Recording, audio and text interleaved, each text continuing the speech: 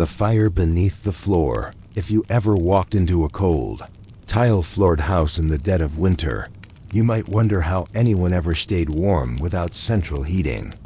But long before electric furnaces and radiators, the people of ancient Korea figured out how to keep their homes warm from the ground up, literally. This quiet but ingenious method, called Ondol, was a kind of underfloor heating that used smoke and stone to warm entire living spaces. The first thing to understand is that Korean winters are not mild, especially in the northern provinces. The wind from Manchuria could sweep down over the mountains and cut through the lightest paper walls and clay tile roofs. And yet, for centuries, Korean homes remained surprisingly comfortable during these long, bitterly cold seasons. That's because they weren't heated from above, but from below. The earliest evidence of Ondol systems dates back to the Bronze Age. Around 1000 BCE, excavations of dwellings in North Korea and Manchuria have revealed long horizontal stone chambers built just beneath the living floor, connected to a kitchen or fire room at one end and a chimney at the other. In essence, these ancient architects redirected the smoke from cooking fires so it would pass under the sleeping and sitting rooms before escaping the house. The stones, once heated, would stay warm for hours. The brilliance of the Ondol was not in its complexity, but in its reliability. The system required no moving parts, no metal, and no electricity. Just fire, stone, and an understanding of airflow. Families would build their kitchens lower than the main rooms, allowing hot smoke to rise naturally through the horizontal flues under the rooms and exit through a chimney embedded in a wall. The entire process was so intuitive, it became second nature for generations of Koreans. It also shaped daily life. Furniture in Korea was low to the ground because the floor was the warmest place in the room. Families ate, worked, and slept on yo-mats, thick, padded layers that kept people comfortable and close to the source of heat. Children were often tucked into warm corners of the floor during winter mornings, lulled to sleep by the radiant warmth. Rising from the stones below, the process wasn't instantaneous. A fire would be lit in the early morning or late afternoon, depending on when the room needed to be warm. Once the fire had run its course, the stones would retain heat for many hours. It wasn't uncommon for people to warm rice cakes or dry herbs on the floors, taking advantage of the consistent heat. Yet, while it may sound ideal, the Ondol was not without its drawbacks. Poor ventilation could trap carbon monoxide, and smoke leaks into the living space were a concern for poorly constructed homes. Chimney maintenance was essential, and every family had to keep a careful watch for cracks, clogs, and creosote buildup. Still, the system was quietly brilliant. So efficient, in fact, that modern Korean homes often use a variation of it today, now heated with electric coils or water pipes, but still rooted in the same ancient principle. Heat the floor, and the people will follow. But who was responsible for maintaining these systems in ancient times? Who cleaned the flues, repaired the stones, and watched the fires that made all this comfort possible? And what happened in royal palaces, where dozens or even hundreds of rooms had to be heated at once? The flue scraper's secret life. If you were to walk past a modest hanok, a traditional Korean home in the dead of winter, you might not see much at first. A small chimney on the far side, a faint curl of smoke. A warm paper window dimly glowing in the cold dusk. But hidden under those serene surfaces, a quiet but vital labor was underway, thanks to people whose jobs were as dull and invisible as the floors they warmed. In ancient Korea, particularly during the Goryeo, 918 to 1392, and Joseon, 1392 to 1897 dynasties, the Ondol system became so essential to daily life that a class of quiet specialists emerged. These were the Gudal Jangai, the flue builders, stone adjusters, and maintenance men of the underfloor world. Their days were long and full of soot, and yet their labor rarely earned them a line in the official histories. Their work began not when winter set in, but long before. After the summer rains ended and the clay walls dried, the Gudoljang-I would begin inspecting homes, checking the flues for cracks, ensuring stones hadn't shifted or become clogged. The smallest obstruction could reduce airflow, trap smoke, or worse, send carbon monoxide into sleeping quarters. A failed Ondol system could turn comfort into danger in a matter of hours. Each repair had to be made with patient precision. Stones were not just placed at random. They were carefully selected. For thermal retention and airflow efficiency, clay needed to be mixed with just the right consistency. Too dry, and it would crumble. Too wet, and it would never hold its shape. And once the fire channels were sealed and stones stacked, the entire system had to be tested by lighting a small fire and watching the smoke path. In towns and villages, Gudoljang-I were often considered dull but reliable men. They had no uniform, but if you saw a man with perpetually blackened fingernails and soot stains on his white hanbok sleeves, odds were good you were looking at one. They rarely spoke unless asked, and they kept their noses tuned to the faintest whiff of trapped smoke. In the palaces, their work was more complicated. The royal court's Ondol systems were elaborate and sprawling. Hundreds of rooms needed heating. Fire pathways snaked under ceremonial halls and family chambers. Chimneys had to be hidden behind decorative walls, and each channel had to heat a space without risking open flames in the wooden structures.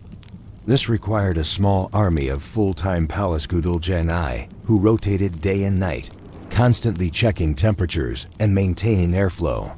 Records from the Joseon dynasty even list several royal edicts about proper Ondol maintenance. If a chamberlain's quarters were too cold, it was considered a failure in domestic administration. Conversely, if the crown prince's chamber became too hot, the floor mats could warp or even catch fire. Gudoljang-I were sometimes called to answer before court if their repairs failed. But while their work was vital, it was not glorious. They didn't attend Confucian ceremonies or take part in statecraft. They were invisible in most official paintings. And yet, behind every winter's comfort, every warm conversation, and every nap taken on a soft floor, a Gudoljang-I had made it possible. Sometimes they were called in for emergencies. A sudden cold snap might cause flue stones to crack from thermal stress. A cooking fire left untended might backdraft into a bedroom. In these moments, a sleepy-eyed Gudoljang-I would be summoned in the dead of night to crawl beneath floorboards, cursing softly as he adjusted a soot-clogged vent by candlelight. But their busiest time came just before the first frost. This was known as Jongjil-chubi, the seasonal preparation. Households would offer tea or hot rice cakes to the flue workers in thanks. Children, always curious, would try to peer into the blackened tunnels while their mothers warned them not to disturb the workers. And in the background, the men would go about their quiet, thankless task, blackening their hands so that others might keep theirs warm. Still, questions remain. How did this humble technology spread across social classes from peasant homes to the grandeur of royal palaces? And as Korea modernized in the late 19th century, how did the Ondol system survive the pressure of foreign influence and changing architecture? From stone smoke to radiant heat, Ondol in the modern world. By the late 19th century, the Ondol system faced a quiet threat, not from weather or war, but from progress. Foreign envoys, traders, and missionaries began to trickle into the Korean peninsula, bringing with them not only new ideas, but also new architectural preferences.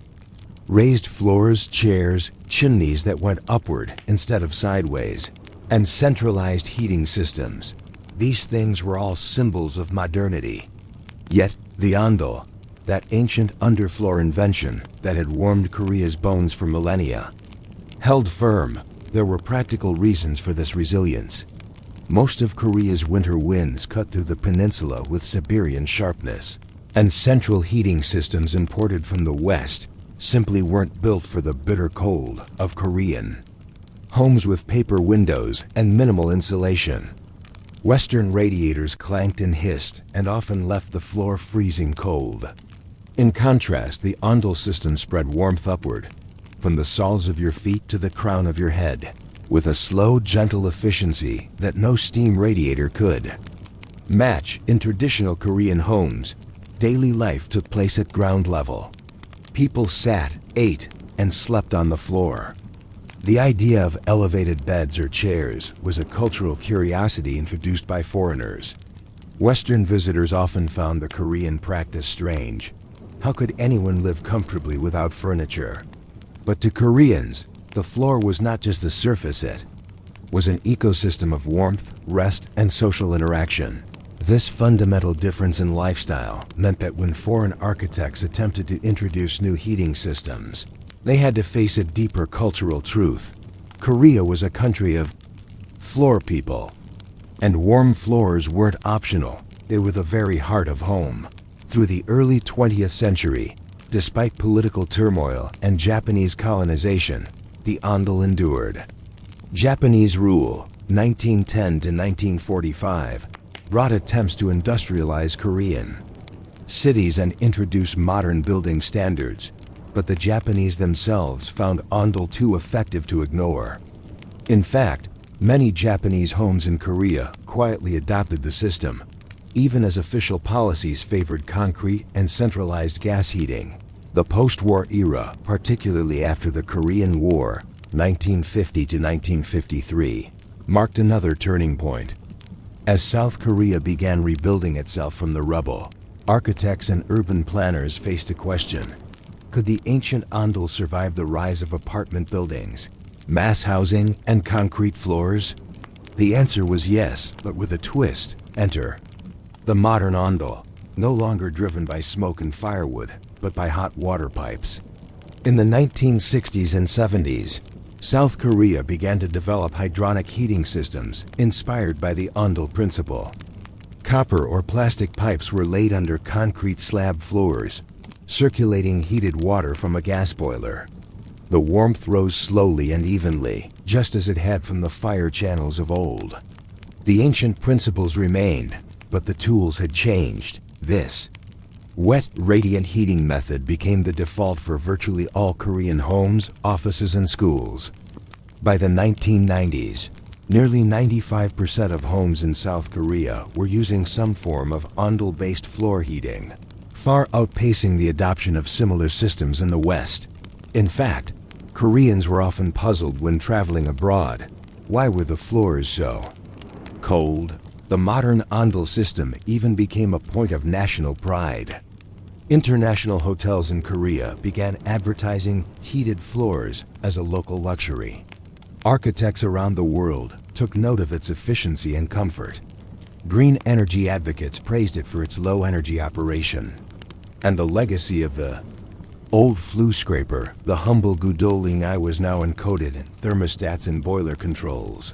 Culturally, the Ondol remained more than just infrastructure. It shaped the way people designed their rooms, how they organized social gatherings, even how they slept. Korean floor culture endured.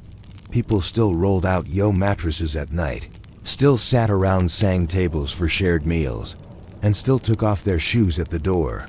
In 2018, when South Korea hosted the Winter Olympics in Pyeongchang International, visitors were once again introduced to the cozy mystery of heated floors. Athletes and guests alike marveled at the comfort of walking barefoot indoors during sub-zero weather. Many had never heard the word Ondol before. Fewer still knew they were standing atop a 2,000-year-old legacy. Today, Ondol is not only a living tradition, it's a quietly radical one. It reminds us that old solutions can outlast the flashiest innovations, and that warmth doesn't always come from the newest technology.